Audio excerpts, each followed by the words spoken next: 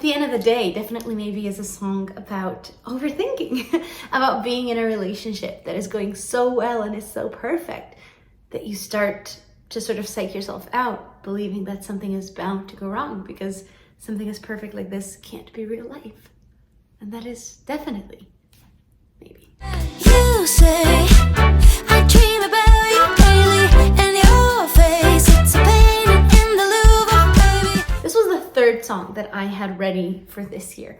And at this point I already knew that I wanted all the songs to be inspired by early 2000s rom-coms, those storylines. And so I was actually searching through a bunch of rom-com titles on the internet. And one of them was a movie called Definitely Maybe. And I think I've seen it at some point, at least partially, but I have no memory what it's about. I think it has Ryan Reynolds in it, but it's called Definitely Maybe. And I was like, wait, that is actually a great title. So this is one of the first songs that I've written that descended from the title. I didn't know what Definitely Maybe was going to refer to. I just thought it was a really cool title because it's such a juxtaposition of emotions, and it allows for your imagination to really go a lot of different places. And I ultimately settled on this. Here is verse 1. You show up at my door with some coffee and croissants. Went to my favorite store, cause you can tell it's what I want. I can't imagine more. It's been a dream and far beyond. Well, so then what am I so nervous for? Even though these songs are all imaginary, right? I'm basically singing about my imaginary boyfriend, aka relationship. They all stem from very authentic emotion and sort of steps that I think I would go through in my head if I was in a serious relationship right now. But the song before this, we left off with Meet Cute, which is the first time that these two people meet. And at the end of that song, she's like, this is it, I'm done, it's over, go ahead, tell everybody that we'll be together forever. And so this is like the first glimpse that we have into these two people's relationship. Now they've started dating and here's how it's going. So he shows up at her door with some coffee and croissants because she loves that. I can't imagine more. It's been a dream and far beyond. So she loves everything that's been happening with them. So then why am I so nervous about this? The story of croissants and coffee, I'm just trying to come up with things that I would love in an ideal boyfriend, you know, and it'd be amazing if he showed up one morning with coffee and croissants for like my favorite place. Like, how cute is that? That's something that happens in rom-coms, and that would love to happen to me one day. So yeah, like I said, imaginary relationship boyfriend vibes. But yeah, so we set the scene. He comes to her place with coffee and croissants. We see that it's going perfect. She says, it's all going perfect and so great. So then why am I so nervous? Answered in the pre-chorus. Cause when it's good, just really good, then it should be too good. I know that there must be a catch, just waiting around for the record to scratch. But then you go again when. This is another thing that I would fully expect myself to do in a relationship, is if it was going well, I would definitely start to think, oh man, something's bound to go wrong. And maybe that's just me slightly being jaded by life, which is funny because I am such a massive romantic, but I always am very cautious in getting excited about things. And I've touched on that in some previous songs, like the September song from last year. The bridge talks about, no, not the bridge, the second verse talks about, I don't know why when life is beautiful, I start to fear, it'll slip through my fingers and just disappear. So it's like a recurring theme in my songs, but then, you know, consequently in my life, or the other way around. But that's a big thing, and ultimately that's what this song is about, is trying to embrace the good without being scared that it is too good to be true. Chorus. You say I dream about you daily, and your face, it's a painting in the Louvre, baby. All your words like the screenplay in a movie storyline, but I get scared, so I say, yeah, definitely, baby. I had that last ending of the chorus, yeah, definitely, maybe, for forever. Like, that was what I basically started my chorus with. And then I had to fill in the gaps, like work my way back, basically saying that, you know, her boyfriend tells her, I dream about you daily, and your face is a painting in the Louvre, oh baby. You know, all his words, everything that he says is like from a movie storyline. So he is like this ideal, perfect rom-com boyfriend.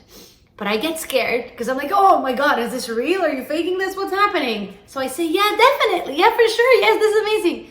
Maybe, I guess. So it's like this ecstatic maybe. And this song, I think the production too, it keeps going back and forth. There's like this string pizzicato thing that goes da, da, da, da, da, da, da, which almost feels like a clock ticking to me, like her like going between love him not, I love him not, ding ding ding ding ding ding ding ding. It's like time keeps passing and she keeps thinking, and it's like this song builds from the beginning until the end.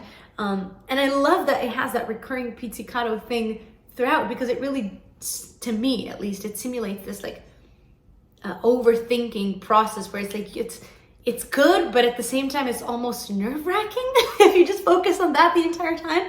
And I think that really speaks to the heart of what the song is really about. Verse 2. Almost as if someone's writing a screenplay to my life, dressing it up for fun. All of the main character vibes, days all covered in sun, and I am glowing from inside. I really can't believe that's what you've done. Again, touching on the idea of all of his words being a screenplay in a movie storyline. You know, almost as if someone is writing a screenplay to my life. AKA, it feels like I'm living inside of a movie, inside of an early 2000s rom-com. Everything is so good and so cute and so perfect. It feels like someone else is dressing up my life for fun and turning it into a movie. Bridge, perhaps my favorite part. You're way too nice to be true. Will you fall out and all through? Oh God, please don't misconstrue. You see, to me this is all new. What if I say I love you? Will you say it to me too? Oh God, please don't misconstrue. You see, to me this is all new.